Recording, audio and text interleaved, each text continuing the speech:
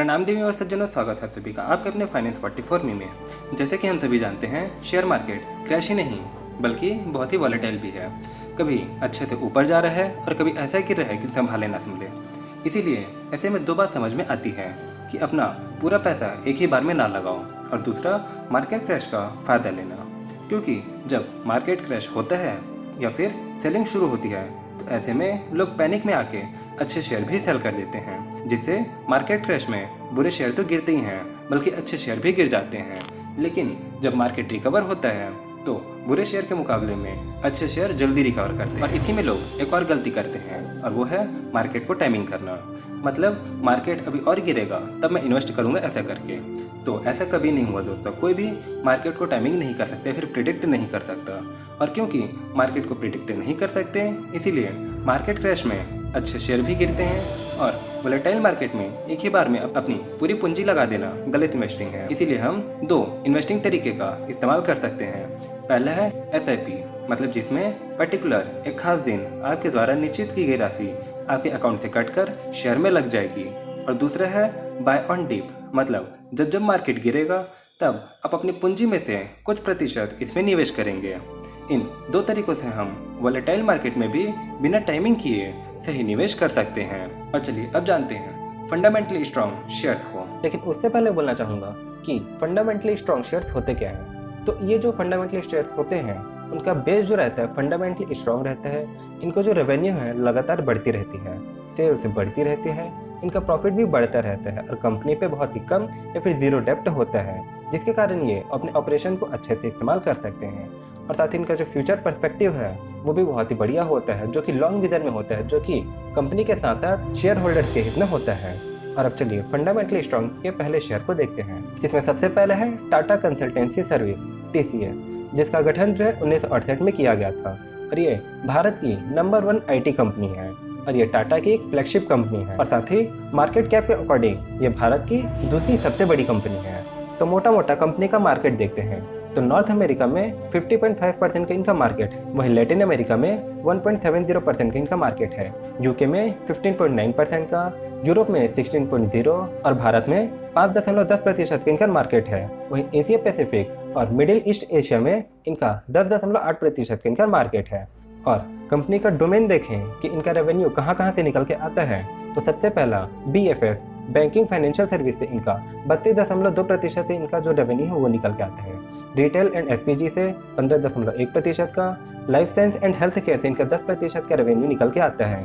वहीं मैन्युफैक्चरिंग से 9.90% का, टेक्नोलॉजी एंड सर्विस से 8.70%, कम्युनिकेशन और मीडिया से 6.50% और रीजनल मार्केट और अदर से 17.6% से इनका जो रेवेन्यू है वो निकल के आता है। टाटा कंसल्टेंसी सर्विस का जो मार्केट कैप है जब मैं ये वीडियो बना रहा हूँ तो वह है 11,69,294 करोड़ का। और इस साल जो कंपनी का सेल्स रहा है वो है 1,91,754 करोड़ का। कंपनी का जो PE रेशियो है 30.8 का है। वही डेप्ट जो है कंपनी पे एक भी नहीं है और कंपनी के पास जो कैश है 13,692 करोड़ का कैश है। मतलब कंपनी कर्ज मुक्त होते हुए कैश रिच भी है। TCS का पिछले एक साल का जो सेल्स ग्रोथ है वो 17% का है, वही 3 साल का 9% का, 5 साल का 10% से बढ़ा है। और इसी के साथ में इनका जो प्रॉफिट ग्रोथ है वो 1 साल में 15% से और पिछले 3 साल में 7% और पिछले 5 साल में 8% से इनका जो प्रॉफिट ग्रोथ है वो बढ़ रहा है। साथ ही कंपनी का जो रिटर्न ऑन इक्विटी है पिछले 1 साल का 44%, 3 साल का 40% और पिछले 5 साल का 37% के आसपास से रहा है। और होल्डिंग्स देखें तो इसमें प्रोमोटर्स का 72.3% का स्टेक है। वहीं फॉरेन इन्वेस्टमेंट इसमें 14.2% की है, वहीं डोमेस्टिक इन्वेस्टमेंट 7.8 और बाकी बचा 5.7% पब्लिक का स्टेक है। बढ़ते हैं हमारे दूसरे कंपनी की तरफ, जिसका नाम है रिलायंस इंडस्ट्रीज लिमिटेड और इसका गठन 1973 में किया गया था। और ये भारत की नंबर 1 कंपनी है मार्केट कैप के अकॉर्डिंग।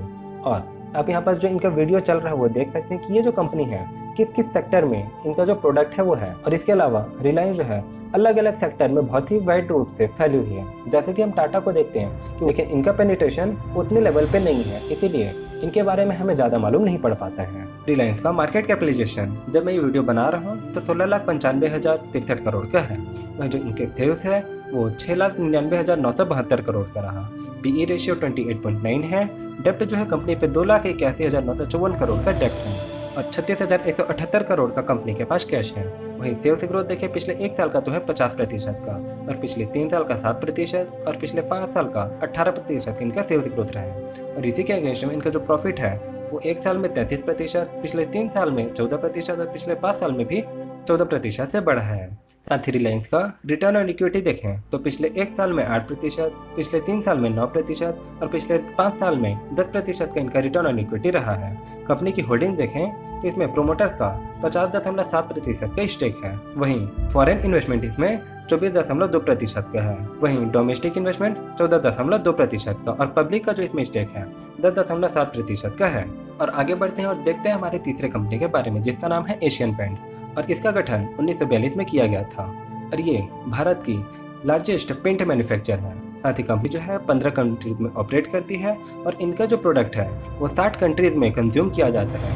साथ ही ये एशिया की तीसरी सबसे बड़ी पेंट कंपनी है और दुनिया की 9वीं सबसे बड़ी कोटिंग कंपनी है। कंपनी का पिछले 50 साल का मार्केट लीडरशिप का इतिहास रहा है भारत में, और साथ ही भारत में जो इनका नियरेस्ट कॉम्पिटिटर है उनसे ये कंपनी 3 गुना ज़्यादा बड़ी है। और चलिए अब जानते हैं एशियन पेंट्स के फंडामेंटल्स के बारे में। जो इनका मार्केट कैपिटलाइजेशन वह है 2,58,830 करोड़ का। कंपनी का जो सेल्स रहा है 29.101 करोड़ का रहा है, और जो इनका पीई रेशियो है 84 है, और कंपनी पे जो डेट है वो 1587 करोड़ का है। और इसी के अगेंस्ट में कंपनी के पास जो कैश है 864 करोड़ का इनके पास कैश है। कंपनी का पिछले 1 साल का जो सेल्स ग्रोथ है वो 34% का है, पिछले 3 साल का 15% का, और पिछले 5 साल का 14% का है। और इसी के रेस्पेक्ट में जो इनका प्रॉफिट ग्रोथ है पिछले 1 साल में -1% का रहा है, और 3 साल में 13% का, और पिछले 5 साल में 10% का इनका प्रॉफिट ग्रोथ बढ़ा है। साथ ही एशियन पेंट्स का रिटर्न ऑन इक्विटी देखें तो पिछले 1 साल में 23% का इनका रिटर्न ऑन इक्विटी है, पिछले 3 साल में 26% का, पिछले 5 साल में 25% का इनका रिटर्न ऑन इक्विटी रहा है। कंपनी की होल्डिंग देखें तो इसमें प्रोमोटर्स का 52.4% का स्टेक है। फॉरेन इन्वेस्टमेंट इसमें 19.4% से है, और डोमेस्टिक इन्वेस्टमेंट 7.5%, और जो पब्लिक का स्टेक है इसमें 20.2% का है, और अदर्स में भी 0.1% के आसपास अदर्स स्टेक इसमें लिया गया है। और आगे बढ़ते हैं और देखते हैं हमारी अगली कंपनी के बारे में, जिसका नाम है HDFC बैंक, जिसका गठन 1944 में किया गया था, और मार्केट कैप के अकॉर्डिंग ये भारत की तीसरी सबसे बड़ी कंपनी है। और HDFC बैंक दूसरी सबसे ज़्यादा डायरेक्ट टैक्स कलेक्शन वाली बैंक है। और इसी के साथ HDFC बैंक सेमी अर्बन और रूरल में अपने सबसे ज़्यादा बैंकिंग नेटवर्क के साथ नंबर 1 कंपनी है। कंपनी का रेशियोज देखें तो कैपिटल एडिक्विटी रेशियो इनका 18.8% का है, नेट इंटरेस्ट मार्जिन 4.2% का, ग्रॉस NPA 1.32% का, इनका जो नेट PA है 0.40% का है, जो कि इसके इंडस्ट्री NPA से सबसे ज़्यादा कम है। और इनका जो कासा रेशियो है 46.1% का रहा है। इसका मार्केट कैपिटलाइजेशन देखें तो 7,41,379 करोड़ का इनका मार्केट कैपिटलाइजेशन है। सेल्स से देखें तो 1,35,936 करोड़ का इनके पिछले 1 साल का सेल्स रहा है। पीई रेशियो 19.5% का। और डेट देखें तो क्योंकि कंपनी बैंकिंग सेक्टर से है तो डेट ज़्यादा होना बनता ही है, क्योंकि इनका जो मेन काम रहता है वो डेट देना ही रहता है एक प्रकार से। तो कंपनी का जो डेट है 17,84,970 करोड़ का इनका डेट है, और इसी के रेस्पेक्ट में कंपनी के पास 1,55,386 करोड़ का कैश है। और सेल्स ग्रोथ देखें तो पिछले 1 साल का 6% से बढ़ा है, पिछले 3 साल में 9% से, और पिछले 5 साल में 13% का इनका सेल्स ग्रोथ रहा है। और इसी के रेस्पेक्ट में इनके पिछले 1 साल का प्रॉफिट ग्रोथ 20% का है, पिछले 3 साल का 19% और पिछले 5 साल में भी 20% से बढ़ा है। रिटर्न ऑन इक्विटी देखें तो पिछले 1 साल का 17, पिछले 3 साल का 17 और पिछले 5 साल का भी 17% से ही बढ़ रहा है।